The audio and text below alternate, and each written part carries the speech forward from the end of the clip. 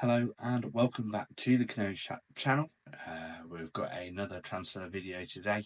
This one's more about our previous transfers rather than the transfers we're currently looking at. This one's all about reviewing our previous transfers from the last couple of windows. Obviously, we had Thorup in charge, we had Ben Napper come in. Our approach to transfers changed a little bit, so compared to where we were a few years ago when we were looking to buy experience, we've focused a little bit more on youth this time going forward. So it's certainly made for a slightly more exciting transfer policy in my opinion, but it also means that we don't always get the instant successes that you may have had if you had purchased kind of ready-made players. But there's a few interesting selections in there, so let's get straight into the first one. Is Ben Chrisene. Obviously he's got injured against Blackburn, I believe it was, when they got that dramatic last-minute equaliser. We've had a rotation of left-backs for the whole championship this year. Doyle, Chrisene, Mahovo. I probably do think Mahovo takes it at this point. But I do think Chrisene there is a decent player there. We just need to give him a bit more time and a bit more experience in the championship for it to really properly land with us, and also a full season being fully fit. If you can have two left backs of similar abilities fighting out for the same position, then I think that's ideal. To the point that I don't even know, I wouldn't be looking to get another left back with the two left backs that we've got. They're maybe slightly injury prone, but worst case scenario, we could have another youth or another youngster in the wings to take a position. So with Chrisene, I'm going to say just needs more time, purely because of the injuries that he's had. I think sort of halted his progression, unfortunately. We then have Cernac. So came with a big price tag. I think it was 10 million euros or around there. Obviously never played in the English pyramid before. He's, I think, done pretty well considering what he's had to deal with. He's obviously filled in for Sargent. I think he's got 11 or 12 goal involvements this season. For a player that's either been playing as striker or right wing, I don't think that's terrible for their first season in the championship. There's obviously a few things that maybe need a little bit of improving, but I do generally think he's had a very good start to his Norwich career. And you look at the likes of Sargent when he first came over, he wasn't performing to Cernac's level, and look at the striker that he's become. I hope we go out and sign another striker, because I wouldn't want that responsibility of Cernac being the number one striker in the club. I think he's very good, but still a bit of a raw talent that we can't just throw in at the deep end and make him our starting striker that's going to get us that top six. For me, I'm going to go Cernac as good. It's just a quick one to say that about 85% of the people that watch these videos aren't subscribed. We're trying to hit 1,000 subscribers before the start of the season. So if you can click that subscribe button, it means loads to us. The support recently has been unbelievable. If you're able to do that, that would be a great help, and we'll get back into the tier list. We then have Cordoba. So a centre-back that was signed with, obviously got rid of Hanley later on down the line in January, Ben Gibson and players like that who had left. So centre-back was somewhere that we needed to strengthen. Came over from the Polish division. The first I think 5 or so games that I saw him, I was really, really impressed. And then he got an injury and he hasn't really seemed the same player since. There's been questionable kind of decision making at the back, giving a bit too much space, a bit too much respect to other players. So for me, we'll go with needs more time. But yeah, I won't cut our losses on him yet. I think he would be one of our kind of 4 centre-backs that we'd want. I just genuinely believe we need another like Harry Darling-esque centre-back that we could have with him, McConville, Brad Hills, to really push on and solidify that back line. The next one was a loan signing, and it was Lewis Dobbin. I thought he was very good when he came in and replaced Science after his suspension. Still maybe lacking a pure instinctive end product. But I think he gave us another dynamic on the left. I thought his backtracking was really impressive as well. He's someone that I'd definitely have back at the club. I know the club are saying that those talks aren't going maybe ahead as they thought they would have, or the way that Thorpe kind of alluded to. That could be because of the manager change. But I do genuinely think that he's worked really well for us. He gave us a different aspect, and he stepped up in places where other players weren't. So for Dobbin, I would go with good. We then have Calum Doyle, obviously on loan from Man City. Has had multiple successful loan spells, Leicester, most noticeably last year. He's played centre back, he played left back for us.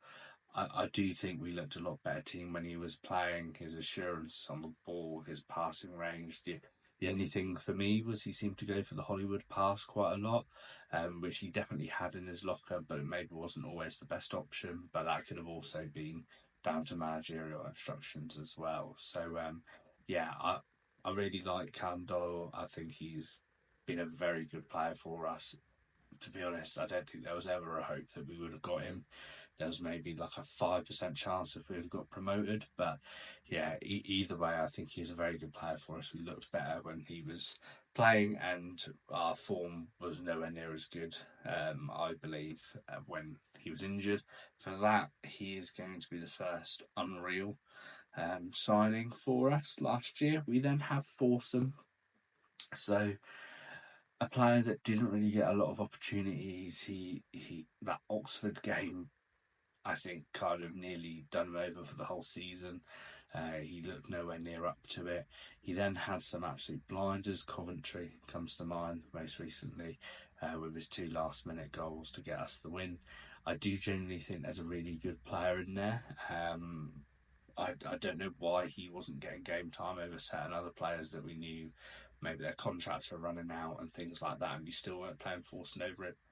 I do think he provides energy and also versatility in that team that is very much needed. Just haven't been able to see enough of exactly what he can bring to the team, purely because of his game time, and that's not his fault. For that, I would put Forson as needs more time. We then have Cernac. So, about €7.5 million. Czech Republic international. He's came over with a bit of hype around him, but unfortunately, even before he was coming over, he was injured. So, starting off on the back foot. Then there was loads of time that supposedly was needed for him to settle in. I think he made maybe 1 or 2 substitution appearances, but away from that, he hasn't played. So it's a real tricky one because there's no gauge of where he's at, where's his performance. He could be absolutely unbelievable. He could be terrible. I do question why he needs so much time to adapt. I know that he's obviously had a hernia surgery towards the end of the season or just after the season, so that's completely understandable. And from the understanding that the club have said is they bought him in January to stop anyone buying him in summer. For that, I think we have to trust that Napa knows what he's doing there and that it's a long-term purchase and that it will come good. For me, you'll have to put him in needs more time just because we simply haven't seen him enough. And I think the reason we haven't seen him enough is the injuries, not because he's been performing badly. So for me, Cernac will go in and needs more time. We then have Marcondes, signed on a free. I think once again had a very good start to the season, tailed off towards the back end, personally speaking. I think as a free signing goes, it was absolutely unbelievable bit of business. I thought some of the link-up play with Science was very good. I do think he misses that lacking killer instinct to get in front of goal. But as free transfers go, you'd probably put him quite high up. But I think with the performances tailing off towards the back end, I think I'd have to put him in good. I'd probably put him, probably just behind Dobbin, just for the fact that I think Dobbin had a bit more impact for the most of the season when he played. I know it was a short spell, whereas Marcondes, well, you could argue, I guess, that Marcondes probably did it for a longer period of time. We'll see Dobbin's injury. Let's put him in the middle. We'll change that. The next one is Rory McConville, young centre back, signed from Brighton. Only made, I think, one first team appearance, and that was against us in the FA Cup. He's looked pretty accomplished on the international stage and places for Northern Ireland. Not given loads of opportunity for Norwich. He was hauled off at half-time against Burnley, which I thought was a bit harsh, personally. I don't think he was the only centre-back at fault for that performance. But I think there's definitely a player there, and there's a leader in there as well. He's fits our kind of, at the moment, our recruitment plan, young, hoping to come good. For me, it very easily needs more time. I would probably put him, just ahead of Cernac, because we've actually seen what he can do. But yeah, I think there's a real potential there, but it's just a matter of time, really. We then have Oscar Schwartau. So I do sit in the Schwartau fan club area, so I will be biased on this, but he's just got an elegance to the way he plays. He glides past players. It's that little outside of the left foot nutmeg that he'll go for. I don't think we've really ever truly played him in his best position, which I think is that attacking midfielder role. I don't think he's got the pace to be an out-and-out winger. I don't think he's necessarily, at the moment, got the physicality to be a striker at number 9. I think just behind the striker, feeding those balls through, having that bit more freedom to express himself is where he could really, really shine.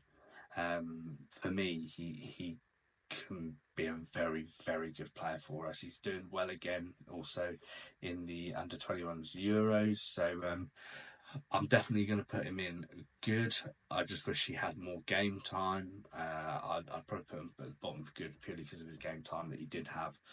He deserves a lot more, in my opinion. But yeah, I'm very biased on that. We then have Slammani as the next one. So a little bit of an odd one with Slammani. He came in, was very good. He then, once we signed permanently, really went off it, in my opinion. We've obviously got Wright that's come in. We've still got McLean, still got Nunes. I imagine we're going to be looking for another centre midfielder as well. Whether that is to replace Slammani or not, that's another story. I do think he has a good potential, but I just don't know if he'll now get that game time with Wright here. If McLean stays, we'll buy another centre midfielder, in my opinion, that would replace Nunes if Nunes goes. So I'm not really sure where he fits in. Schwartau can play that attacking midfield role as well. Forson can play that attacking midfield role, and both of those for me would be ahead of Slammani. So for that reason, Slammani would be in the sell pile for me. Seems harsh, I know, but I just think if we're keeping our current, or even a couple of our centre midfielders at the moment, we're then going to be fighting over like a central attacking midfielder role, and I think we've got better options there, personally. Finally, we have Jacob Wright. So now officially signed, but that doesn't count. It's just his loan spell that we're taking it on. I thought very slow to get him introduced into games. I think he should have been in it from day one. For me, once he came in, we looked a lot more assured on the ball. He ticks things over so nicely. His spatial awareness is brilliant. His passing range is good. Could get even better with a few more kind of games under his belt. I do think he is an unbelievable player. I do not know how we've got him for 2.3 million. I think he will be the next one that we go on to sell for quite a lot of money. But in my head, it was never going to be in any doubt that Jacob Wright would be going in unreal. Now, that is all the transfers from the last two windows, so January and last summer. That's my honest rating. Sell Slammani. I think Cernac, McConville, Forson, Cordoba, Chrisene need more time. Cernac, Dobbin, Marcondes, Schwartau, I think have all been very good signings. And ironically, the two loan signings that were both from Man City have both gone into the unreal pile. But I think that's what you get. You get that quality from those academies. So, yeah, I'm not too surprised by that. Leave a comment down below if you agree with this. I'm sure some people won't. But if you don't, make sure you leave a comment on why. Make sure to like and subscribe as well. We're trying to hit 1,000 subscribers by the start of the season. So we've got about 8 weeks to do that. And yeah, so any help on that would be really appreciated. But apart from that, we'll see you in the next video.